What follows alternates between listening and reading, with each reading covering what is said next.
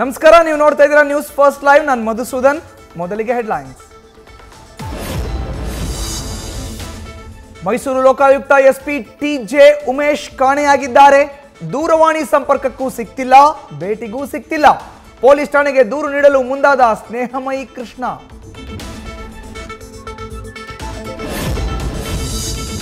ಬೆಂಗಳೂರಿನಲ್ಲಿ ಮತ್ತೋರ್ವ ಶಂಕಿತ ಉಗ್ರನ ಬಂಧನ. ಗುವಾಹಟಿಯಲ್ಲಿ ಐಇಡಿ ಬಾಂಬ್ ಇಟ್ಟು ಜಿಗಣಿಯಲ್ಲಿ ವಾಸವಾಗಿದ್ದ ಗಿರೀಶ್ ಬೋರಾ ಅರೆಸ್ಟ್.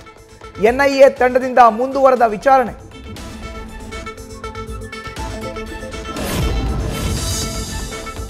ಗಣೇಶ ಇಟ್ಟಿದ್ದ ವೇಳೆ ದೈವದ ವೇಷ ಧರಿಸಿ ಅಸಭ್ಯ ನೃತ್ಯ. ಮತ್ತಿಕೆರೆ ಯಲ್ಲಮ್ಮ ದೇವಿ ದೇವಸ್ಥಾನದ ಅರ್ಚಕನ ಮೇಲೆ ದೂರು. ಯಶವಂತಪುರ ಪೊಲೀಸ್ ಠಾಣೆಯಲ್ಲಿ ಕಂಪ್ಲೇಂಟ್ ದಾಖಲು.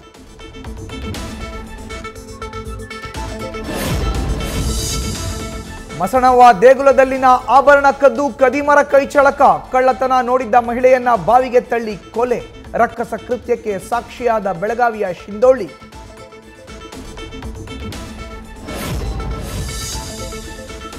ಹಾಡಹಗಲೇ ಕುಡಿದು ಅಳಿಯನ ಕಾಟ.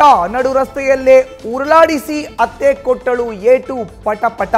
ಅತ್ತೆ ಅಳಿಯನ ಹೈಡ್ರಾಮಾ ಕಂಡು ಜನರು ಆಶ್ಚರ್ಯಚಕಿತ. ನ್ಯೂಸ್ ಫಸ್ಟ್, ನಿರ್ಭೀತಿಯಿಂದ ನಿಮ್ಮ ಪರವಾಗಿ.